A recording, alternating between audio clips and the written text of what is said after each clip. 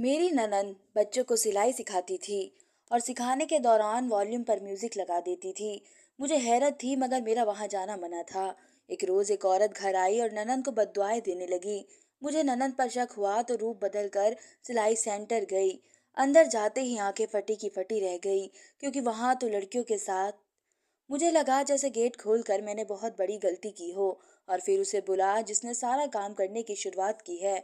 कहाँ है वह जो सिलाई सेंटर के धोखे पर हमारे घरों को उजाड़ रही है, हमें बदनाम कर रही है। किसने खोला है ये गुनाह का अड्डा? औरत यूं थी जैसे गुस्से से अभी फट जाएगी।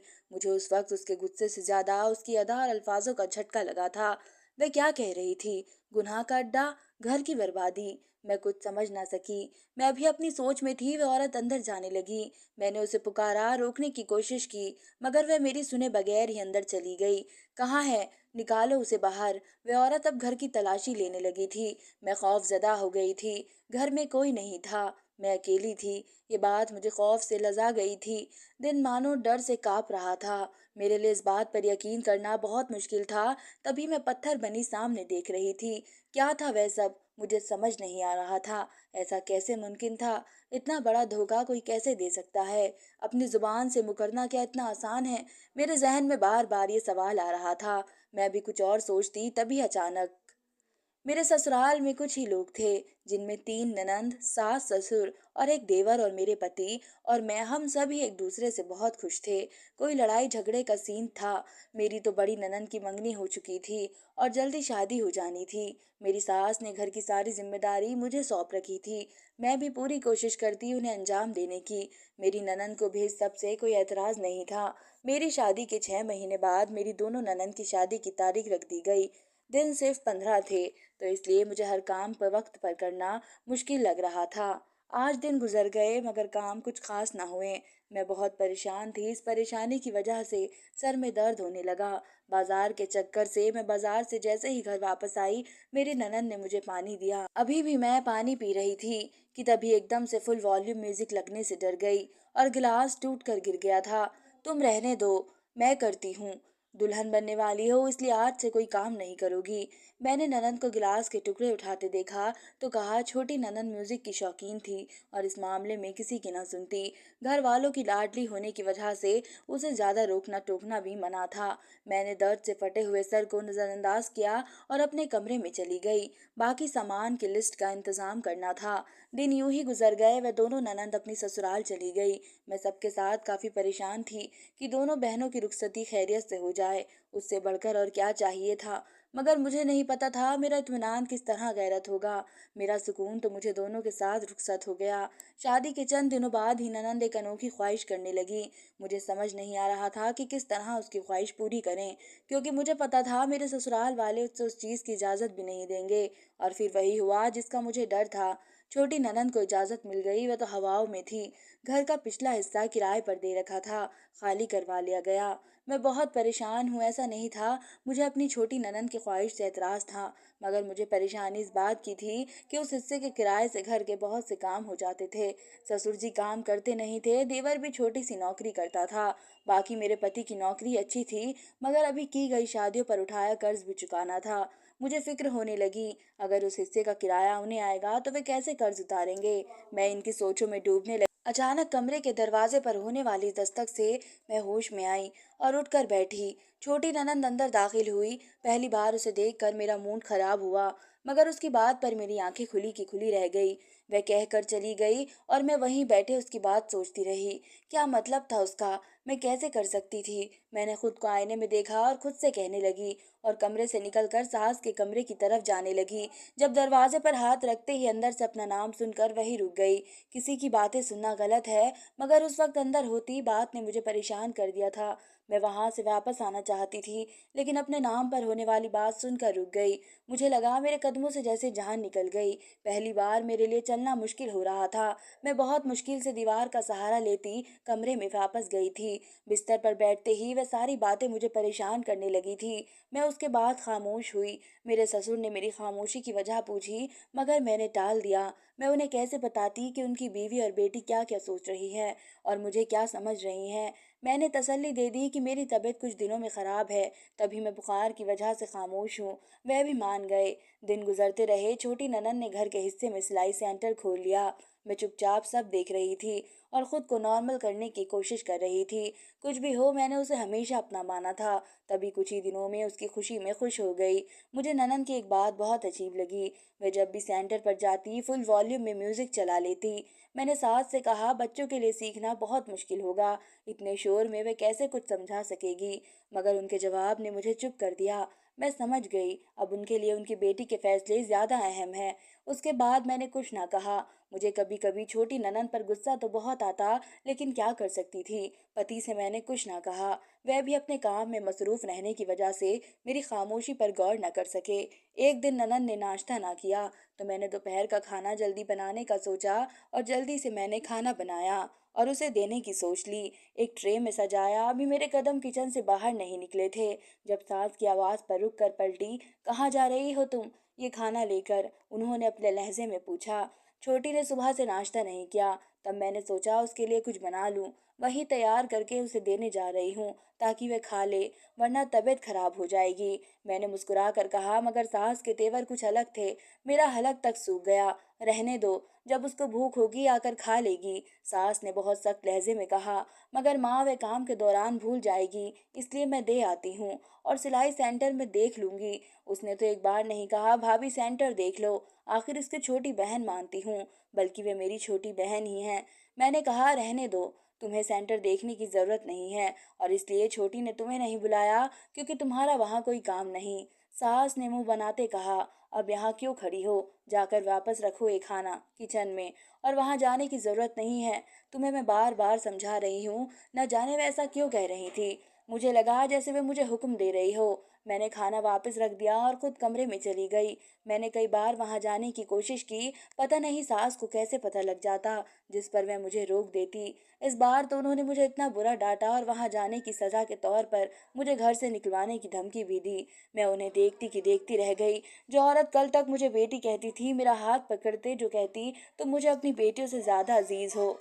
जो औरत कल तक मुझे बेटी कहती थी, मेरा हाथ पकड़कर जो कहती, तुम मुझे अपनी बेटियों से ज्यादा अजीज हो। मेरे उदास होने या घर वालों को याद करने पर कहती, ये घर तुम्हारा है। और आज वही मुझे कह रही थी कि ये घर हमारा है, जब चाहे तुम्हें निकाल सकती हूँ। मेरे लिए तुमसे जरूरी मेरी बेटी है। और उनके दिन ब दिन बदलने पर मैं हैरान बहुत थी और परेशान अलग थी कि वैसा क्यों कर रही हैं। मुझसे गलती क्या हुई है? मगर मैं भूल गई थी, ससुराल से भला बहू कब लाडली रहती है। ये तो शुरू के दिन थे, जब मेरे आगे पीछे घूमती, मेरी हर चीज का ख्याल रख रही थी। जैसे जैसे वक्त गुजरता गया, वह मुझे बहू की तरह ट्रीट करने लगी। रोज सुबह 9 बजे से शाम 5 बजे तक फुल वॉल्यूम में म्यूजिक चलता था। तबीयत खराब रहने लगी। मैं भी मजबूर होती कि कुछ कह नहीं सकती थी। मेरी हर बात में अब उन्हें मुझ पर शक होता। मेरा हर काम बुरा लगता। मैं अब रोने लगी थी। एक रोज बड़ी ननद की तबीयत खराब होने की वजह से सास और छोटी ननद को उनकी तरफ जाना पड़ा। मैंने सोचा कि वह मुझे जाने का जरूर कहेगी, मगर उन्होंने मुझे बताना तक जरूरी नहीं समझा। जाते वक्त भी वह मुझे अपने जाने की खबर देकर नहीं गई। मुझे इस बात पर बहुत दुख हुआ। मैं सारा काम करके सो गई। न जाने कितने दिनों बाद घर में सुकून हुआ था। शोर की वजह से जो सरदर्द रहता था, उस दिन में फर्क था। मैंने दोपहर का खाना वक्त से पहले खा लिया। ससुर साहब भी घर पर नहीं थे। खाने के बाद चाय पीकर मैं सो गई। अभी कुछ ही देर गुजरी थी जब अचानक बाहर गेट पर दस्तक होना शुरू हुई, और आहिस्ता आहिस्ता यूं लगा जैसे दरवाजे पर बेसवार इंसान हो। गेट टूटने की डर था। मैं ना चाहते हुए भी उठी और जाकर गेट खोला। जल्दी जल्दी मैंने जूते भी नहीं डाले, और जून के सूरज की तपिश से फर्श अंगारों पर था। नंगे पाँव जैसे गई, जैसे ही गेट खोला, और एक औरत तेजी से अंदर दाखिल हुई। कि तुमने खोला है सिलाई सेंटर? उसने गुस्से से पूछा। उसके इस कदर गुस्से से पूछने पर मेरा हलक तक सूख गया। मैंने सर हिलाया। न जाने क्यों मुझे लगा जैसे गेट खोलकर मैंने बहुत बड़ी गलती की हो। पीछा छूटे उस हराम से जिसने ये सारा काम करने की शुरुआत की है। कहाँ है वह जो सिलाई सेंटर के धोखे पर हमारे घर को उजाड़ रही है, हमें बदनाम करवा रही है? किसने खोला है ये गुनाह का अड्डा? औरत यूं थी जैसे गुस्से से अभी फट जाएगी। मुझे उस वक्त उसके गुस्से से ज्यादा उसके अल्फाज पर झटका लगा था। वह क्या कह रही थी? गुनाह का अड्डा, घरों की बर्बादी। मैं कुछ समझ ना सकी। अभी मैं अपनी सोच में थी जब वह औरत अंदर जाने लगी। मैंने उसे पुकारा, रोकने की कोशिश की, मगर वह मेरी सुने बगैर ही अंदर चली गई। कहाँ है, उसे निकालो बाहर। वह औरत अब घर की तलाशी लेने लगी थी। मैं घबरा गई थी, घर में कोई नहीं था। मैं अकेली थी। यही बात मुझे खौफ से लज्जा गई थी। दिल मानो डर से कांप रहा था। और उस औरत इतनी बद्दुआ देना शुरू कर दी, मुझे समझ नहीं आ रहा था कि क्या करूं, कैसे उसे बाहर निकालूं। घर में कोई मोबाइल भी नहीं था जिसे मैं अपने पति को बताती। मैं रोने वाले हो चुकी थी। मैं बेबसी से उस औरत को देख रही थी। कुछ देर तक वह वहीं बैठी बद्दुआएं देती रही और फिर न जाने उसके दिल में क्या आई, उठकर चली गई। मगर जाते जाते वह जो बात कह कर गई थी, उसे सुनकर मेरे दिल की धड़कन रुक गई हो। मेरा सांस तक रुक चुका था। वह जा चुकी थी और मैं वहीं खड़ी रह गई।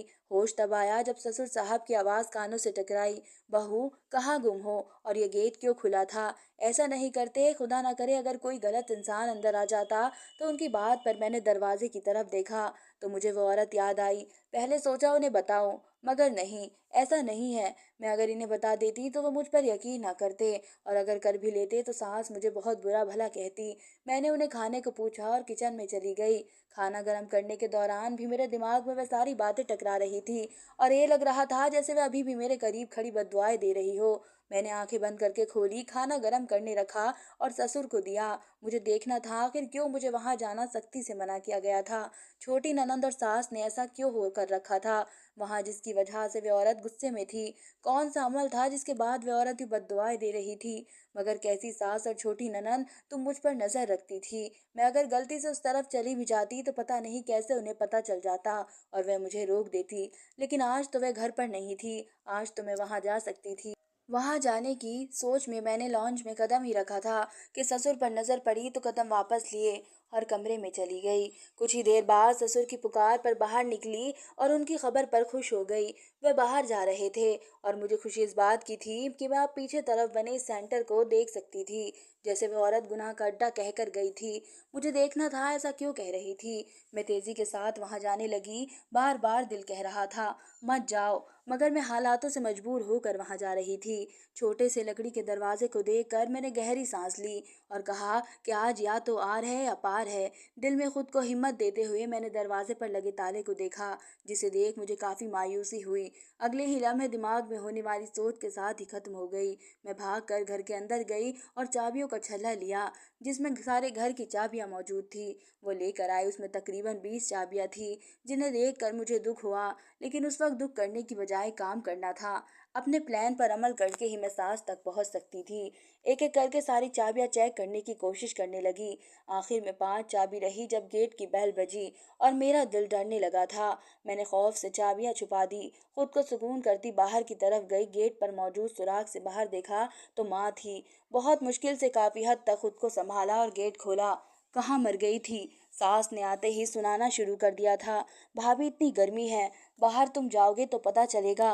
बंदा भाग कर दरवाजा खोल देता है। छोटी ननद ने भी मुझे बातें सुनाना शुरू कर दिया। मैंने उनकी बातों का कुछ जवाब न दिया। सास में खाना लगाने को कहा तो इस बात में मैंने सर हिलाती किचन में चली आई और खाना गर्म करके मैंने ट्रे में रखा और उन्हें सास के कमरे में दे दिया। अपने मंजिल के इतने करीब पहुंचकर मुझे मायूसी महसूस हो रही थी। मैं कमरे में बैठी उन दोनों के आने को कोस रही थी। क्या था जो कुछ देर और रुक जाती वहां, मगर नहीं, घर वापस आने की जल्दी बहुत थी। हद होती है। मैंने बड़बड़ाना शुरू करते कमरे के चक्कर काटने शुरू किए। अगले दिन फिर से वह सब शुरू हो चुका था। वही फुल वॉल्यूम से मेरा सिर फिर से फटने लगा था। मेरी परेशानी दिन ब दिन बढ़ती जा रही थी। कुछ समझ नहीं आ रहा था किस तरह इस राज पर से पर्दा उठाऊं कि आखिर क्यों मुझे इस जगह जाने की इजाजत नहीं, क्यों मुझे इतनी सख्ती से रोका जा रहा है। मैं इसी सोच में गुम रह एक रोज दोपहर का खाना बना रही थी, साथ ही एक ड्रामा देखने लगी। जब खाने बनाने के दौरान मेरी नज़र स्क्रीन पर पड़ी तो कुछ लम्हे के लिए हाथ रुक गए। दिमाग में कुछ गलत महसूस हुआ। मैंने सोच लिया था मुझे किसी तरह वहां दाखिल होना है। मैंने जल्दी से खाना बनाया और सास से इजाज़त लेती बाजार चली गई। वहां जाकर मुझे अपने प्लान पर काम शुरू करना था। कुछ देर के बाद मुझे मेरी ज़रूरत की चीज़ें मिल चुकी थी। मैं इसलिए अपने दोस्त के घर चली गई। मैं उसके पास बैठ गई और मैंने उसे अपनी सारी कहानी सुनाई तो वह मेरे साथ देने के लिए राजी हो गई। मैं उससे प्लान भी शेयर करके घर वापस चली गई। अगले दिन मैंने अपने मायके जाने की इजाज़त ली, जो कि मुझे बहुत मुश्किल से मिली। सास किसी सूरत पे राज़ी नहीं थी मुझे भेजने पर, मगर मेरे बेहद कहने पर मान गई। मैं अपनी दोस्त की तरफ गई, वहाँ से बुर्का पहना और उसे भी पहनने को कहा।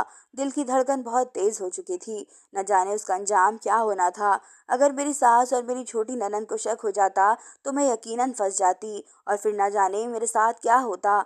मैंने खुद को सुकून करने की बहुत कोशिश की, मगर नाकाम रही। धड़कते दिल के साथ मैं अपने दोस्त के साथ वहां गई। मैंने पहले कभी बुर्का नहीं पहना था। मेरी सास के पहचानने के चांस कम थे, मगर मेरी छोटी ननंद की नज़र बहुत तेज थी। मुझे डर भी ज्यादा इसी का था। खैर, बात की तह तक तो मुझे पहुंचना था, जो बहुत ज़रूरी था। इसलिए हम दोनों वहां चले गए। सेंटर में दाखिल होना उस वक्त मना था, मगर मेरे पास तो एक चाबी थी। मेरे लिए अंदर जाना मुश्किल नहीं था, इसलिए मैं अंदर चली गई। अंदर दाखिल होते ही मेरी नज़र चारों तरफ थी, जिसे देखते ही मेरे धड़कते दिल की धड़कन रुक गई। अंदर जाते ही आंख फटी की फटी रह गई, क्योंकि वहां तो लड़कियों के साथ जो हो रहा था वह देखना मेरे बस में नहीं था। मुझे लगा वहां रुकी तो लड़खड़ा कर गिर जाऊंगी। वहां जो हो रहा था मेरे लिए उस बात पर यकीन करना बहुत मुश्किल था। तभी मैं पत्थर बनी सामने देख रही थी। क्या था वह सब मुझे समझ नहीं आ रहा था। ऐसा कैसे मुमकिन था? इतना बड़ा धोखा कोई कैसे दे सकता है? अपनी जुबान से मुकरना क्या इतना आसान है? मेरे जहन में बार बार ये सवाल आ रहा था। मैं अभी कुछ और सोचती, तब अचानक मेरी दोस्त ने मुझे पकड़ते एक तरफ किया। अब हम यूं थे कि कोई हमें देख न सके। सामने मेरी छोटी ननद खड़ी थी। उसका ड्रेस देखकर मेरी चीख निकलती के निकलती रह गई। मैं हैरत में पड़ गई थी। ये क्या था? वह ऐसे कपड़े भी पहन सकती है, मुझे यकीन ना हुआ। तभी उसकी बात सुनकर मेरे कान सुन हो गए। अब मुझे पता चला वह औरत क्यों उसे बददुआएं दे रही थी। घर के हालात दिन ब दिन कैसे बेहतर से बेहतरीन हो रहे थे, तो उन सब के पीछे ये सब था। उस औरत ने ठीक कहा था। वह जगह सच में गुनाह का अड्डा था। मेरी ननद के वहां जाते ही मेरी दोस्त मुझे खामोशी से वहां से वापस ले आई। हम वैसे ही वहां से निकले जैसे पहुंचे थे। वह मुझे अपने साथ अपने घर ले गई। उसने कहा, ये सब लोग इतना होगा, मैं तो खाली बहन से उसे देख रही थी। मेरी तो सोचने समझने की शक्ति खत्म हो चुकी थी। तभी उसने एक कॉल की और फिर कुछ ही देर बाद वह सेंटर सील हो गया। मेरी दोनों ननंद फरार हो गई। मेरा पति, देवर और ससुर भी परेशान थे। उन्हें हकीकत नहीं पता थी।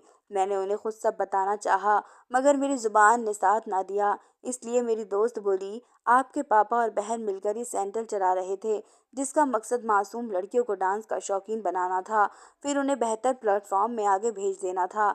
चाहे वे कहीं और नहीं बल्कि कोठे पर भेज दी जाती। अब तक वे दोनों 10-12 लड़कियों को भेज चुके थे। गांव के लोग होते तो सीधे हैं, मगर कुछ लोग अपनी बेटियों को कुछ भी सीखने की ख्वाहिश नहीं रखते। इस दिन जो औरत घर आई थी उसकी बेटी लापता थी। तभी वह बस दुआएं दे रही थी। न जाने इसे क्या कहा गया, जो वह दोबारा नहीं आई। अगर आप अपनी बेटियों को कहीं भी भेजें तो तहकीकात करें, किसी पर इतना अंधा विश्वास ना करें। धन्यवाद दोस्तों। उम्मीद करती हूँ आप सबको मेरी ये कहानी पसंद आई होगी।